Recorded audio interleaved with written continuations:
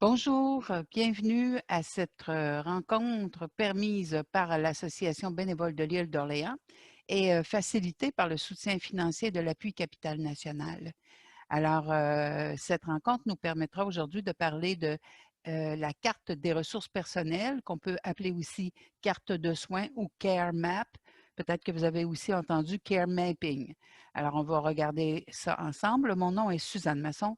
Je suis coordonnatrice pour les services aux proches aidants et intervenante psychosociale à l'Association bénévole de l'île d'Orléans. Alors, voilà, nous allons procéder. Donc, la rencontre d'aujourd'hui va vous permettre de développer un outil pour euh, faciliter certains soins plutôt. Alors, pour réaliser une cartographie de soutien ou une carte de soins, utilisez l'appellation qui vous va le mieux. Ça va nous permettre, cette réalisation-là, de rassembler les informations les plus pertinentes pour les soins, pour votre support et pour du support à l'aider. Alors, vous allez avoir dans cette carte-là plusieurs informations comme qui peut aider, comment ces gens-là peuvent aider, à quel rythme ils peuvent aider et comment ça peut être facile de les rejoindre ou pas. Qui peut figurer? Alors là-dedans peut figurer les gens qui sont près de vous, votre famille, la famille de l'aidé, les amis, autant les vôtres que les amis de l'aidé, le voisinage, qui donnent les soins, les organismes, autant que les individus. On va voir aussi un volet qu'il faut retenir, c'est tout le côté détente ou divertissement, autant pour l'aider que pour l'aidant. Et puis, si vous vouliez donner une suite à la carte de soins, ce serait un outil pour vous permettre d'établir un plan de soins. Peut-être qu'on regardera ce volet-là un peu plus tard. Alors, l'histoire du Care Map. Alors, ça a été, et le Care Map a été écrit par un homme de Silicon Valley, M. Rajvid Mita. Ce monsieur est parti de sa propre expérience et donc pardon, s'est associé avec l'organisme communautaire qui s'appelle Atlas. C'est américain et il a donc développé cet outil-là pour rendre service aux aidants et aux aidés. Et il donne des formations. L'organisme Atlas donne des formations. Malheureusement, pour le moment, tout est en anglais. Ils offrent leurs outils gratuitement sur Internet. D'ailleurs, il y a des vidéos, il y a beaucoup de détails et d'informations. Vous allez retrouver les liens qui sont nécessaires dans la bibliographie. Alors, si vous voulez faire votre propre carte de soins, c'est le but de la rencontre d'aujourd'hui. Ça va vous prendre un crayon, du papier et un efface. Alors, pour faciliter les choses, bien sûr, je l'ai fait moi-même et on va regarder ça ensemble. D'abord, on va commencer par qui prend soin de vous. Excusez-moi, je vais prendre une petite gorgée d'eau. Alors,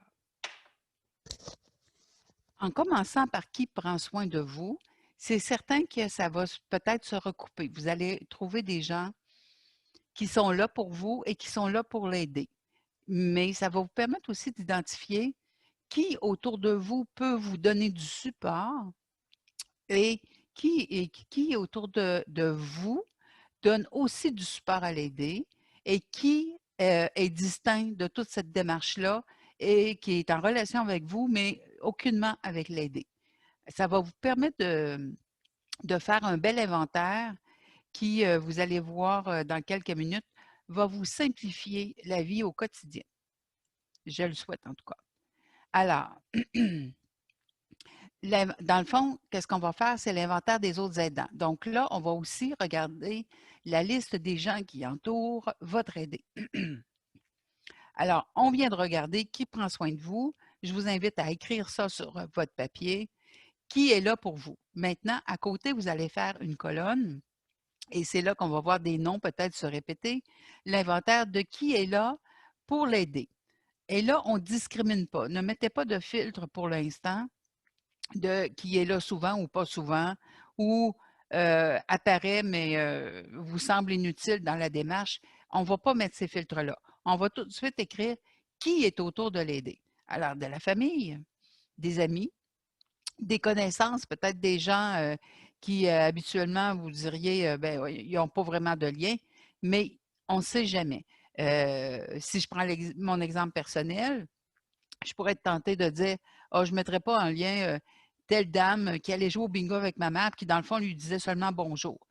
Par contre, cette personne-là, si je veux être vraiment objective, cette personne-là connaît quand même ma mère de nom, connaît un peu de ses habitudes et l'a fréquentée pendant plusieurs années en allant au bingo.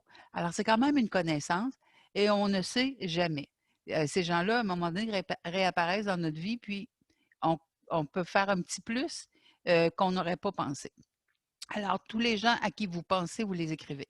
Le personnel soignant, bien sûr, les gens qui sont autour de l'aider. Et si vous avez des animaux de compagnie, un chat, un chien, un oiseau, des poissons, c'est prouvé que même pour tout le monde, regarder des poissons dans un aquarium, c'est une source de détente qui permet de vraiment se déconnecter un petit peu du stress. Alors, vous faites cette belle liste-là.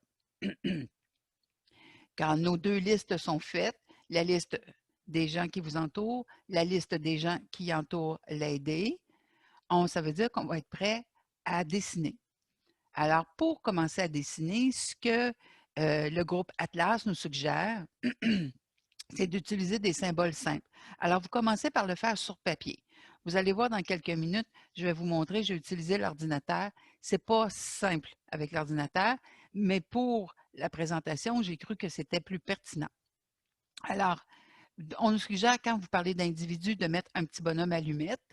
Donc, si on veut regarder comme vous, vous êtes un bonhomme allumette, les gens de votre famille, tout ça, tout le monde va être représenté par des bonhommes allumettes. Le petit rond qu'on voit ici en deuxième, c'est pour représenter s'il y a des animaux de compagnie. Le triangle pour des gens qui offrent des soins et le carré pour des services qui offrent des soins. Alors là, on va faire la distinction. Il y a des gens qui vont donner des soins et il y a des services comme le service de transport en commun, le service de popote roulante. Alors, on va pouvoir les représenter avec des petits icônes comme ça. Alors, je vous amène à ma création, bien sûr. Soyez indulgents. Alors, ici, pour l'exemple, j'ai pris ma situation comme aidante avec ma mère comme aidée. Alors, au centre de la feuille, c'est toujours l'aidant et l'aidé qui vont être au centre. Alors, au centre de la feuille, ici, c'est moi, mon conjoint et le chat. Donc, on est là et l'aidé est ici. Donc, ma mère, je n'avais pas de dessin de fauteuil roulant, alors j'ai pris un petit bonhomme assis. Alors, ma mère, les gens qui donnent les soins, et j'ai voulu représenter ici avec l'icône bleue les gens qui offrent des services comme les loisirs et les bénévoles qui vont circuler puis qui vont être en interaction directe avec ma mère vraiment de façon régulière. Ici, ça peut être mêlant, mais pour moi, ça ne l'est pas, mais on va le voir par la suite. Alors, j'ai voulu représenter, moi, j'ai des filles, mes filles avec leurs gendres et leurs enfants. Dans le fond, j'aurais dû recréer cette cellule de 3 personnes-là en double, mettre à côté une autre fille, un autre gendre et un autre enfant. J'ai voulu simplifier là, pour l'exercice. Alors ici, ces bonhommes-là qui sont représentés, pour moi, c'est mon frère et ma sœur, excusez-moi, ma sœur et mon beau-frère, une nièce et son conjoint, ici, des amis et là encore, là, c'est d'autres frères et sœurs qui sont un petit peu plus, moins en contact avec moi. Le petit chapeau de travail, c'était pour représenter mon milieu de travail, même si je ne travaille pas dans la construction, mais c'était symbolique. Ici, l'arc-en-ciel, pour moi, ça représente la ligne InfoAida, donc Appui Capital National, pour moi, qui donne du support dans ma démarche. Ici, c'est un ordinateur parce qu'il y a des liens Facebook. Il y a des gens que je rejoins par Facebook ou par des courriels qui vont m'aider dans la démarche. Et vous savez, à cause de la pandémie, en tout cas avec la pandémie, on a quand même installé des services d'informatique autour des aidés. Donc, des fois pour être en contact avec les gens, des fois pour présenter une petite vidéo. Aussi, il y a ici un avion pour représenter un ami qui est en Europe et avec qui j'ai des contacts et qui m'offre quand même du support. Voici, là, j'ai un autobus pour indiquer le transport en commun, transport adapté que je peux utiliser avec ma mère, et un kiosque pour mes loisirs. Et ici, le petit nuage, dans le fond, c'est pour tous les gens que je rejoins indirectement. Si j'écris un post sur Internet, sur Facebook, je mets un post pour dire bon, ben, je cherche tel type de service. Et là, il y a des gens qui vont me rejoindre, mais ces gens-là, dans le fond, je ne les connais pas. Alors, j'ai voulu quand même les symboliser parce que ça fait partie de, pardon, de ma démarche. Maintenant, on a fait le dessin, on va aller vite pour le bien de la présentation, mais prenez le temps, lorsque vous allez être chez vous, de faire les choses à votre façon. Alors, on a fait la liste des gens autour de l'aidant, la liste des gens autour de l'aidé. On a commencé le dessin. On pouvait le faire avec des icônes, comme je vous l'ai montré, le petit bonhomme allumette et les carrés, triangles et le rond, ou bien de façon plus sophistiquée, comme j'ai fait avec des petits bonhommes. Maintenant, on va identifier, pardon, on va identifier sur la liste, à côté de chacune des personnes, autant pour l'aidant que pour l'aider, les deux listes, on va identifier qui est là souvent, qui est là chaque jour, qui est là chaque semaine, qui est là occasionnellement. Bon, là, ça a été présenté comme ça, c'est les suggestions qui sont dans le programme de Atlas. Moi, souvent et chaque jour, je trouvais ça mêlant. Alors, j'ai plus le souvent, il est comme été changé pour chaque jour, chaque semaine, euh, occasionnellement et rarement. Ben, il y a quand même des gens avec qui je suis en contact. Au besoin, ça peut être une fois par année, une fois par 2 ans, et pour ma mère aussi. Alors, moi, je l'ai adapté, cette fréquence-là, je l'ai modulée.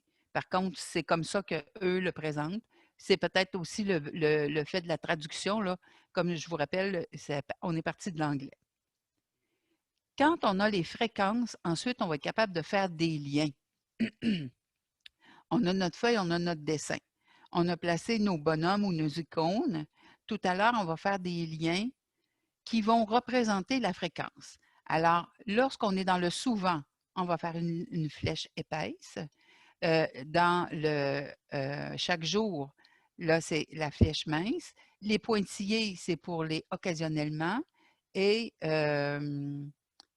les pointillés, excusez, les, voyons, je suis mêlée. Le pointillé ici, c'était pour les petits traits. C'est pour chaque semaine et les pointillés pour occasionnellement. Excusez-moi, là, j'étais vraiment en train de...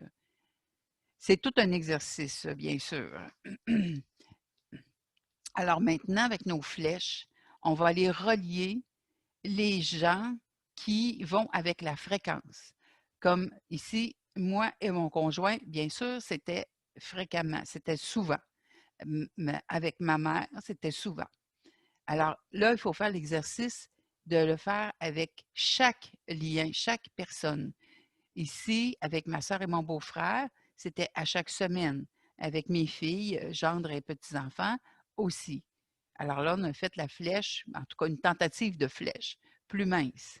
Maintenant, j'ai tenté de faire des pointillés avec les autres personnes qui représentaient là une fréquence un peu moins élevée, qui était comme aux semaines.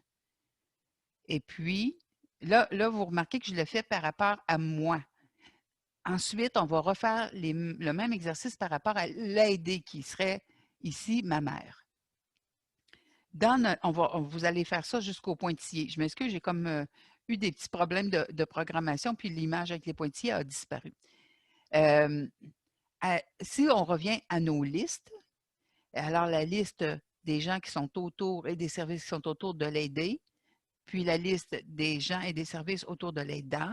Maintenant, on va indiquer cette fréquence-là, c'est quoi? Est-ce que excusez, la proximité, c'est quoi? Est-ce que je peux les rejoindre à l'intérieur de 20 minutes? Est-ce que je peux les rejoindre, ça va prendre un peu plus que 20 minutes, mais moins que 2 heures? Ou est-ce que ça prend plus de 2 heures? Et là, on va aller faire des cercles. Ça a l'air complexe comme ça, mais quand on s'y met, ça va bien. Mais il faut vraiment commencer par les listes. Alors, vous voyez, là, les cercles, ici, j'ai mis en jaune pour vous aider. Alors, les bulles que les gens qui peuvent se rejoindre à l'intérieur de 20 minutes. Ici, la ligne verte qui contourne le groupe, là, ici, c'est pour de 20 minutes à 2 heures. Donc, je peux rejoindre tous ces gens-là entre 20 minutes et 2 heures. Et le cercle rose, là, c'est les gens que plus de 2 heures. J'ai mis à l'extérieur le loisir et mon ami qui est en Europe parce que parfois, je peux tenter de les rejoindre et ça va prendre quelques jours, comme pour le loisir. Je peux acheter des billets ou m'inscrire à une activité Internet et ça va ça va se réaliser dans quelques jours ou dans quelques semaines. Alors ça, aussi, c'est un peu particulier, là, mais vous devez l'adapter à chacun. Je vais tenter, je ne sais pas si vous pouvez voir. Ça, c'est d'abord comment je l'avais fait au plomb. Alors, avec la feuille, je l'ai d'abord fait au plomb et ensuite, je me suis amusée à le reproduire sur l'ordinateur. Ce que vous allez faire quand vous allez avoir franchi toutes ces étapes-là, vous allez, bon, vous avez le nom de chacun. Alors, à côté du nom de chacun, vous allez inscrire le numéro de téléphone, l'adresse civique, l'adresse de porte, et si vous avez un courriel, l'adresse de courriel. Ça, vous allez voir, pour le moment, vous allez trouver que c'est fou puis que c'est beaucoup de choses, mais un jour, il peut se présenter une situation complexe. La santé de votre aidé peut se détériorer, surtout si votre aidé est avec vous à la maison. Vous pouvez en avoir besoin rapidement. Ou il peut se passer une situation d'urgence et vous n'aurez qu'à prendre la feuille et vous aurez tout de suite toutes les informations à la bonne place. Alors, on peut dire que sur un côté, on a notre dessin et au verso, on va reproduire nos listes de noms avec les numéros de téléphone, adresse et adresse courriel pour rejoindre ces gens-là. À côté aussi de ces noms-là, on va inscrire quels services ils ont déjà rendus. Bon, ça se peut que vous ayez des choses comme un voisin, le nom d'un voisin, et que bon, vous savez à peu près c'est quelle maison. Peut-être que vous avez le numéro de porte, vous n'avez pas son numéro de téléphone, pas d'adresse courriel, mais ce voisin-là, quand le Publisac est distribué, il le prend, il va vous le porter à la porte parce qu'il sait, dans la maison, il cogne à la porte, vous le donne, vous demande bonjour, ça va bien, prend un petit peu de vos nouvelles et s'en va.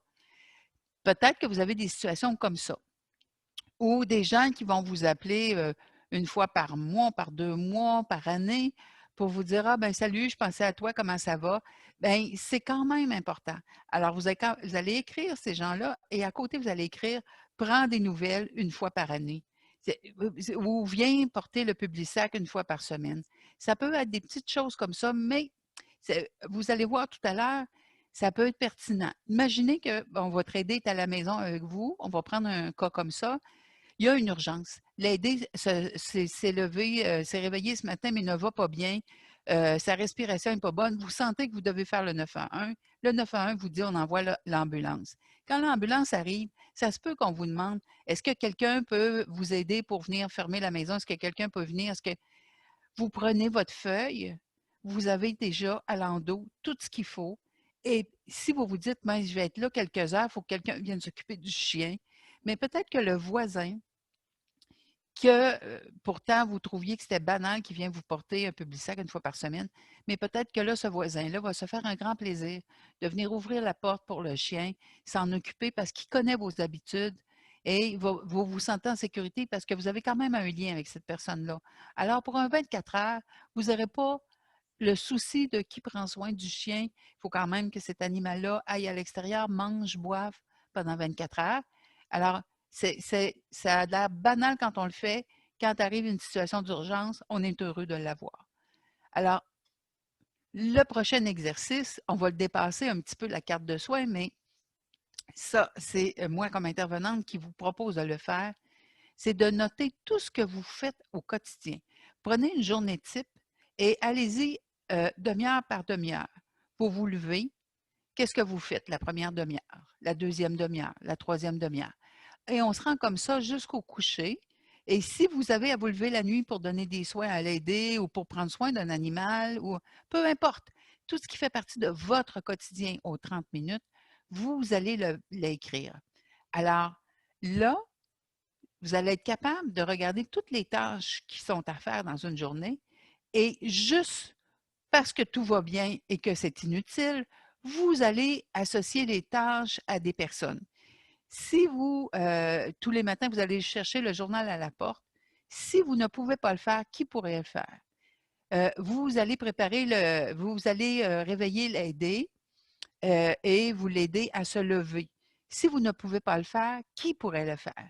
Vous associez des personnes, des organismes, des endroits, des services qui pourraient venir vous aider et vous allez faire la même chose pour votre aidé. Le quotidien de votre aidé va peut-être ressembler au vôtre si vous habitez la même maison, mais peut-être pas tant que ça. Mais pour le bien, faites l'exercice, vous allez voir qu'est-ce qu'il y aurait de différent.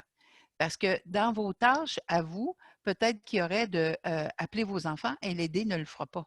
Peut-être qu'il y aurait de préparer le dîner pour votre conjoint, ce que l'aider ne fera pas, ou votre conjointe. Mais vous voyez, il y a des choses différentes. Peut-être qu'il y aurait peut-être que votre aidé a un appareil ou une orthèse qu'il faut faire un entretien particulier et que pour vous, ce n'est pas pertinent. Vous allez voir à l'exercice qu'est-ce qui est bon pour vous ou pas, puis comment on va démêler tout ça par la suite. À la fin de l'exercice où on a énuméré les tâches puis qu'on a associé les tâches à des personnes, regardez qu'est-ce qui reste que vous n'avez pas pu attribuer. Vous n'avez pas trouvé qui pourrait faire ça. Alors là, ça vous permet de voir où est-ce que vous êtes essentiel et où est-ce que vous pouvez être remplacé occasionnellement. Ça vous permet d'identifier des périodes de répit et des gens pour vous donner ce répit-là. Et ça vous permet aussi, quand vous aurez le temps, d'identifier où sont vos besoins à combler. Alors, dans les tâches que vous n'avez pas pu attribuer, pardon, alors ça vous prend des ressources ou des organismes qui pourront le faire éventuellement s'il vous arrivait quelque chose pour continuer les soins à l'aider. Et je vous ai écrit, avez-vous oublié votre besoin de détente? Quand vous avez fait votre journée au complet par 20 minutes, est-ce qu'il y a des moments pour aller prendre un peu d'air à l'extérieur où vous ne vous souciez de rien? Vous pouvez vous libérer l'esprit un peu. Est-ce qu'il y a des moments où c'est en écoutant une émission de télévision? Est-ce que c'est en écoutant de la musique? Est-ce que c'est un moment où quelqu'un vous vient donner des soins à l'aider et que vous pouvez aller magasiner puis que ça vous fait du bien? Si vous y allez pour une responsabilité, c'est autre chose. Ce n'est pas une détente. Même si ça vous fait du bien un peu, ce n'est pas pour flâner. Alors ça, c'est différent. Alors ça, c'est des choses qui semblent inutiles quand tout va bien. Et le jour où ça bascule et qu'on a l'impression qu'il y a une urgence, bien là, ce n'est plus le temps de chercher ces informations-là.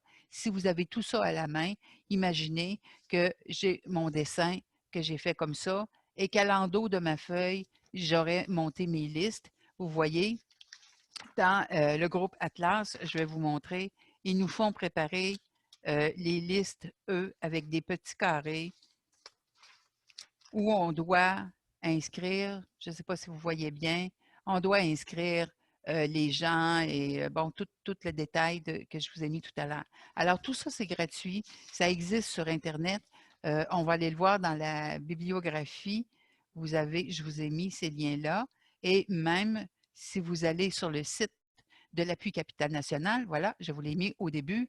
Alors, eux-mêmes font le lien et vous voyez ici, on appelait ça identifier son réseau d'aide grâce à la cartographie de soutien, le care mapping. Alors, et vous allez retrouver ces mêmes liens-là que j'ai utilisés pour, oups, excusez, pour préparer la rencontre d'aujourd'hui.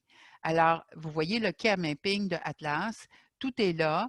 Il y a des mises à jour régulières. Ils font des formations. Donc, si vous écoutez et que vous avez un contact avec les États-Unis, vous êtes près de ce milieu-là, vous êtes francophone et comprenez bien l'anglais, alors bravo, allez-y, profitez-en.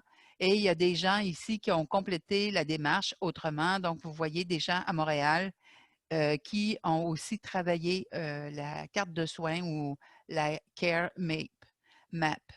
Alors, voilà. Donc, vous avez toutes ces informations-là. Je vous invite à le faire quand tout va bien, parce que c'est à ce moment-là où on a le plus d'énergie pour le faire. Et quand tout va mal, eh bien, malheureusement, on n'a plus le temps ni l'énergie pour le faire. Et faites-le avec votre aidé.